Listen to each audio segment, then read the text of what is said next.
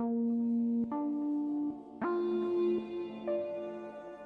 the last few days, an interview circulated in which New York Times columnist and podcaster Ezra Klein talked to Ta-Nehisi Coates. Welcome back to the show. Thanks. I don't know what number time this is. author of Between the World and Me. And one of the constant reactions to that was that it was overly pessimistic about this country. It was overly pessimistic about the future. Why are you so dark, Ta-Nehisi? Why can't you give us any sense of hope? Along with other essays and books. And their conversation is the perfect lens through which to give some serious thought to a lot of the ways that information and relationships and politics are all interacting right now.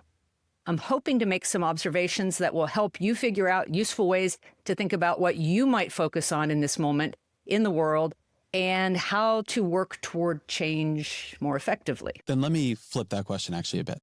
First, I'm going to talk a little bit about the things they said. Then I will pull back to a larger framework to Ezra Klein's focus on why are we losing?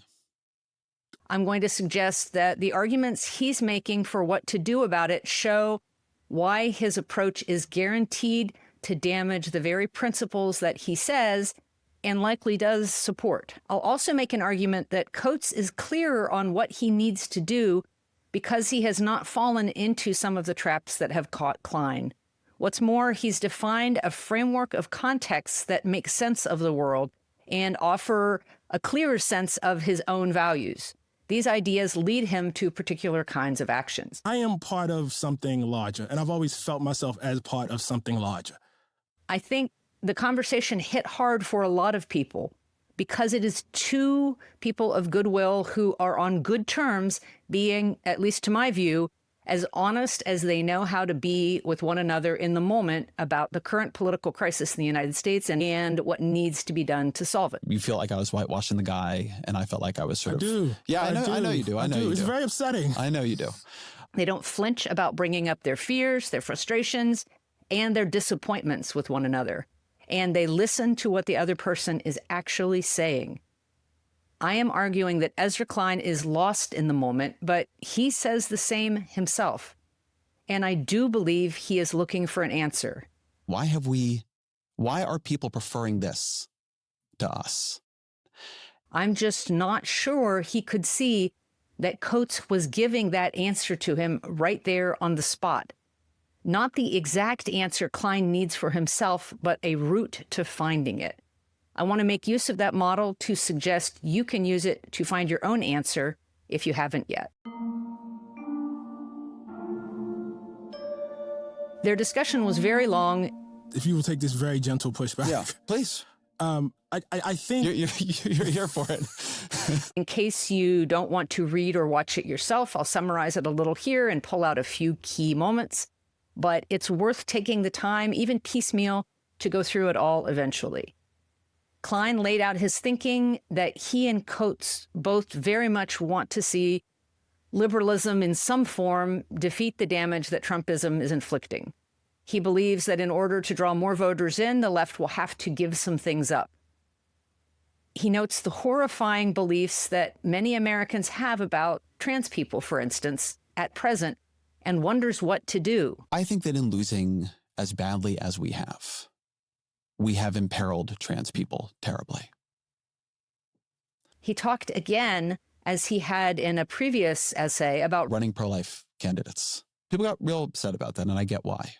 He explains that his opinion piece on Charlie Kirk's death, Charlie Kirk was doing politics the right way, was an attempt to acknowledge the grief in the wake of Kirk's assassination, a way to sit with those harmed by that death. He seemed to realize that a lot of his readers felt he had done harm with that essay, and he was still working to figure out how. Klein worries that Coates' long history of pessimism about the prospects for true democracy in America might lead to a kind of fatalism about being able to build a better country. Sometimes I think that having a historical scope that wide can make the present too deterministic. For his part, Coates clarified that he doesn't intend his pessimism about democracy's immediate prospects in the U.S. to be read as fatalism. When you say fatalism, like I take that to mean that what's the point of fighting? He sees himself as part of a tradition of people who fought and died to end the institution of slavery or to guarantee rights to those facing exclusion and discrimination. But I think that misapprehends the philosophy here. Many of those people, he notes, died without ever achieving those goals, but they're all part of what he sees as his heritage. He criticized Klein's statements about Kirk, saying that he's opposed to political violence too, and that grief is a fine response, but to see Klein deny in his piece that Kirk was a hate monger was deeply distressing.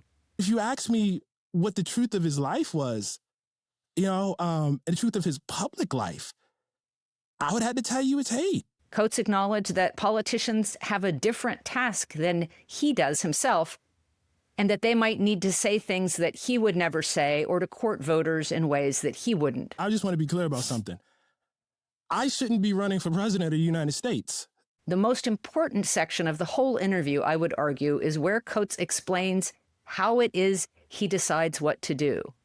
And he says, all I can go to is my role as a writer. And my role as a writer is to state things as clearly as I possibly can, to make them in such a way that they haunt, to state truths, and to reinforce probably the animating notion of my politics. And that is that all humanity is equal and is worthy of that. A lot of what I'll add to what Klein and Coates said will be critical of Klein's positions. I know countless people have been jumping on him, but I don't mean this as an attack so much as I feel that it's vital to understand what's happening, because I think the same thing is happening in one form or another to millions of people who oppose Trump. And it's critical to recognize exactly that we're all caught up in some pretty common and predictable patterns of reaction, because knowing that can help in sorting out what's meaningful and what's not. Wharton professor Philip Tetlock looks into what makes people good forecasters. It's a little bit like the hedgehog and the fox, a very old concept that was popularized by philosopher Isaiah Berlin. He draws on a fragment of Greek poetry from 2,500 years ago by the Greek warrior poet Archilochus. The idea is that some people are foxes and some people are hedgehogs. So you could be a Marxist hedgehog, or you could be a libertarian hedgehog. You could be a boomster hedgehog, or you could be a doomster Malthusian hedgehog. It's not the most relevant metaphor, really, but the hedgehog knows one big thing really well, and the fox is clever and not an expert, but can figure a lot of things out. Foxes are skeptical of big theories. You're not going to find very many foxes who are true believers.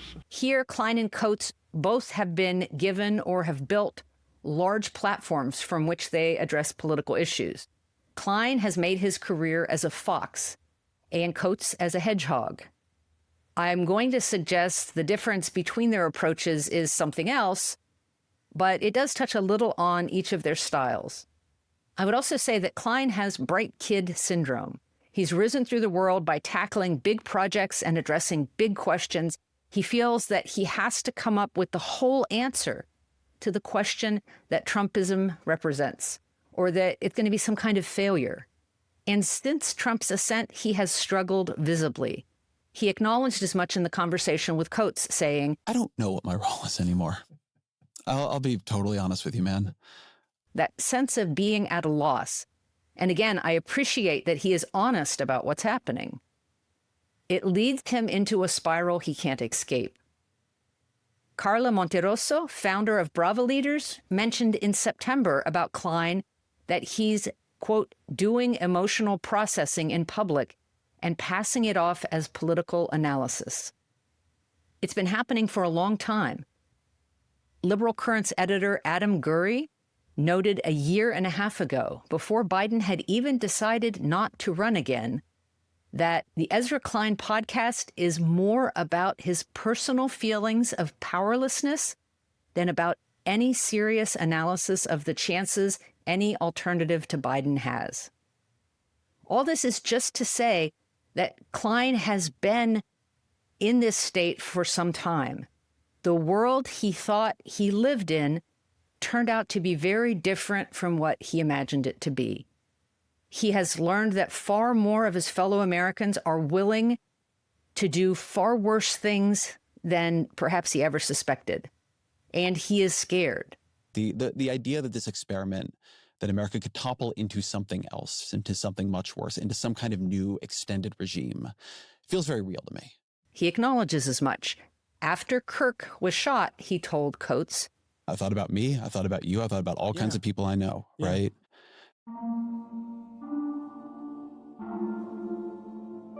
This is where Coates' worldview is more helpful. It might sound pessimistic to see the likelihood of many, many losses looming ahead, even as we fight for wins.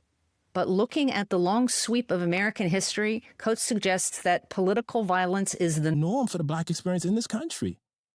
It just is. I don't even mean like the Malcolm X, Martin Luther King variety of it, right? Which is the norm too.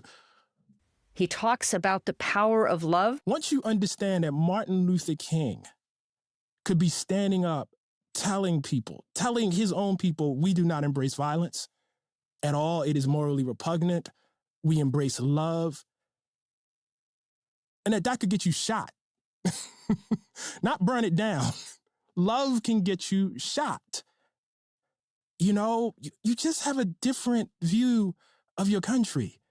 And then he talks about the power of hate. People get activated by hate. It's a very, very, very strong force. If you see the long arc of the problem, it releases you from the bright kid syndrome, from the illusion that you yourself are going to have every answer or fix the world. You understand that to do so is impossible. You are at most going to be one piece of that solution in a chain of many people that begins before you were born and continues after you die. Coates' long view gives everything a kind of historical context. And others who are historians get dinged for looking at everything through that kind of defining lens, as if it might result in outdated references or tools for today. And I'd agree that it's important to realize that different lenses can be useful in figuring out what to do. So it's a good idea to consider things from a variety of angles. But my sense is that most people, like Klein, those with a big platform who see themselves as pragmatic liberals, have accidentally become reactive centrists because they don't have a clear idea what it is exactly they're doing or what their role is. They don't look often enough at context, past or present. Instead, they seem to see each moment as an independent crisis, often missing how many times the same dynamics have played out or indicators of how to proceed have already happened. As I mentioned last week on the podcast, Klein had recently mentioned running pro-life candidates in Kansas and Missouri and Ohio. That came up in the conversation with Coates, too. But how do you square the fact that, in fact, reproductive rights has proven to be pretty popular in red states? And I'm thinking about referendums that have been passed such that they've had to, change the rules. Like, how do you separate that? Klein also danced around how unpopular trans people are and how worried he is about the ways that Republicans will make this an issue in coming elections. Every single survey you can offer on trans rights has gone in the wrong direction the past couple of years. That Klein is stuck on these examples shows how deeply he is stuck on the framing that the Republicans have put forward. I'm using these examples because these are the ones that Klein mentioned as areas in which he felt that people on the left should perhaps compromise in selecting politicians or accepting policies that they don't really want. Klein appears to be scared enough to allow additional harms to come to two populations that are already paying a horrific price. When you're scared, you get tunnel vision. When everything's malleable, maybe I haven't been about separating the question of what I believe from what I believe will win power. Because I currently think that the cost of losing power is horrifying and dangerous, and we can't keep doing it. Potential, imaginary, or future harms start to seem equivalent to concrete harm, even violence happening today. You start to equate things that aren't equal, and you lose sight of your power. Coates and Klein talked about meeting people where they're at, but if you not only listen to someone, but reinforce their worldview by pretending, for instance, that Charlie Kirk was not a hate monger, you are lying to yourself or you are lying to them. When I read his words towards trans people, Jesus. When I read, you know what I mean, the language towards Haitians specifically, which was very, very, Haitians will become your masters if you don't elect Trump. I mean, this is very, very familiar to me. It's true that the arguments or political beliefs Kirk's audience or MAGA supporters have been sold about trans people or the border have been sold to them in bad faith. They might have accepted them in bad faith because they actually just want violence against these groups.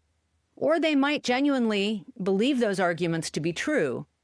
But the answer is not to lie to them again.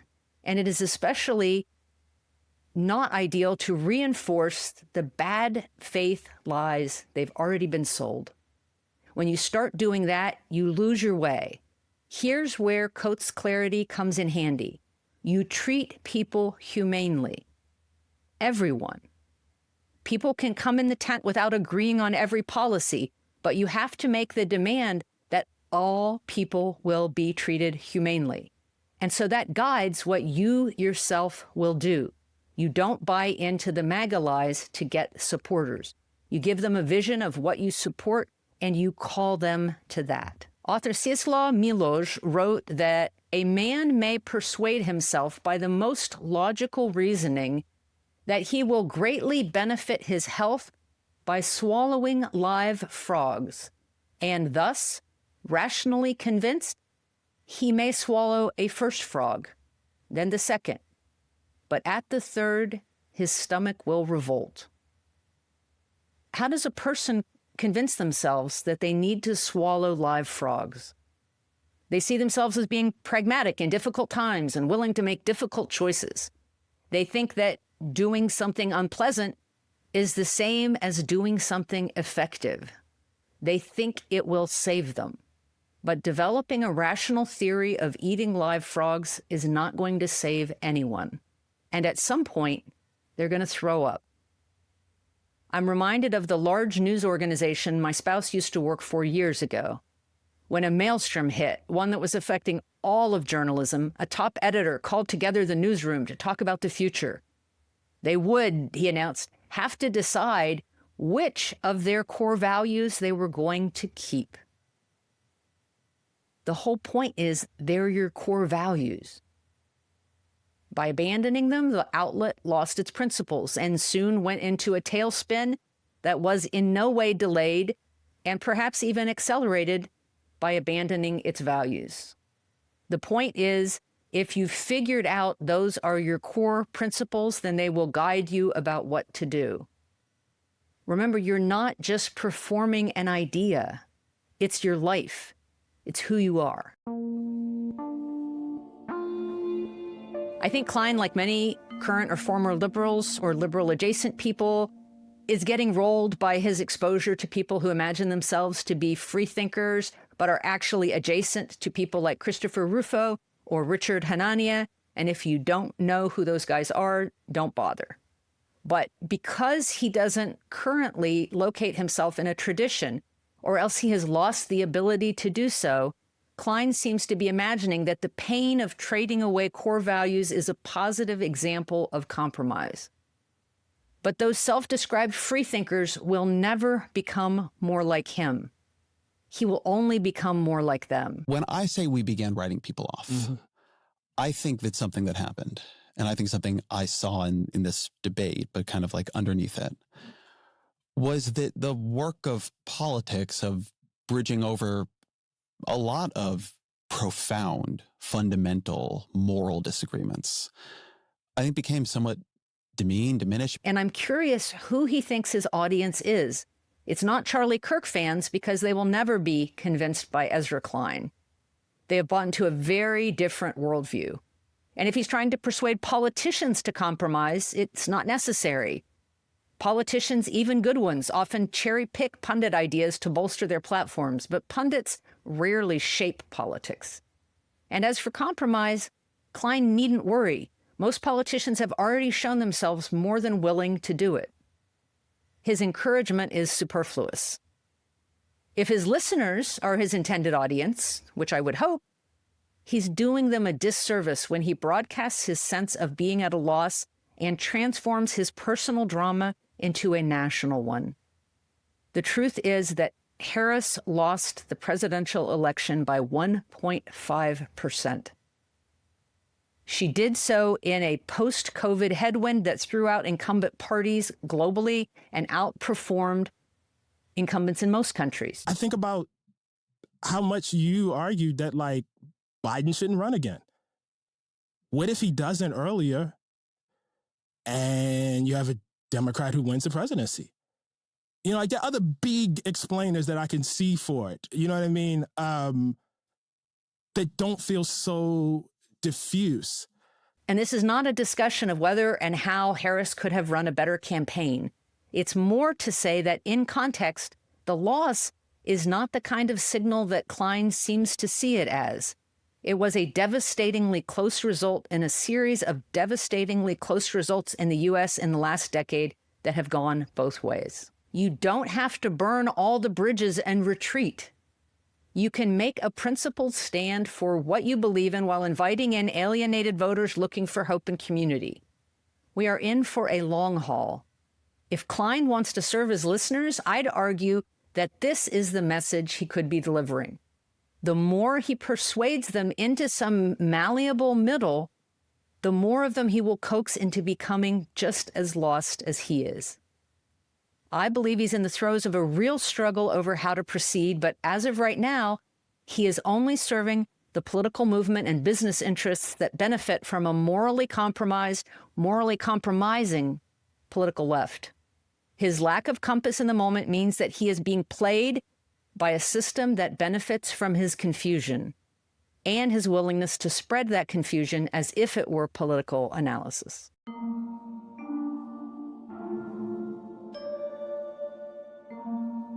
I appreciate the honesty that Klein and Coates showed in their conversation. This episode isn't meant to humiliate or insult anybody. It's to show the dangers of how a smart person with good intentions can talk themselves into swallowing live frogs. And honestly, I think that many of us have gotten stuck imagining that we are also pundits and politicians and somehow responsible for figuring out the whole crisis and having opinions on each aspect and who should do what. But let me just say, you don't have to do all that. You don't even have to know exactly what you think everybody else should do. Some of those are tough decisions. You just have to know what to do yourself. And although I admire much of what he's written, I'm not saying to make Coates your personal hero. There are complicated aspects to Coates' position that could be picked apart, which I did not do here. He himself acknowledges that politicians have different responsibilities, for instance, than he does, and that they wouldn't be able to take the path that he has taken. I shouldn't be running for president of the United States. You know what I mean? But the truth for nearly everyone is simpler than that. You don't have to make the national crisis your personal one. You just have to think for yourself. Know what tradition you're aligned with, whether it's a philosophical, a religious one, or if it rises out of a particular past oppression, or all of the above. There might even be one you're reacting against. If you haven't thought about these things before, read less daily news and try to find a tradition that reflects what matters to you. Having answers to that can do a lot to give you direction. I have lines of what I think should and should not be acceptable, but those lines clearly have no relationship to my country, the politics. And I think I've been asking the question without really having an answer. I want to be honest about this. Of what follows from that? I think you do have a line. But you don't even have to dig that deep to make a difference right now. Figure out today what your core values are and don't trade them away. Find ways to act in the world close to home that rise out of those values. And that will be enough. And that's it. Thanks for listening to Next Comes What. Please share this with anyone who's looking for ways to help each other survive this mess. To support this podcast, please subscribe at AndreaPitzer.com and consider giving Next Comes What a 5-star review where you get your podcasts. Thank you for listening and thank you for watching. If you do have the means, I encourage you to become a paid subscriber, and you can do that at AndreaPitzer.com. Just go to the newsletter link, which is in the first paragraph of the homepage, and you can sign up from there.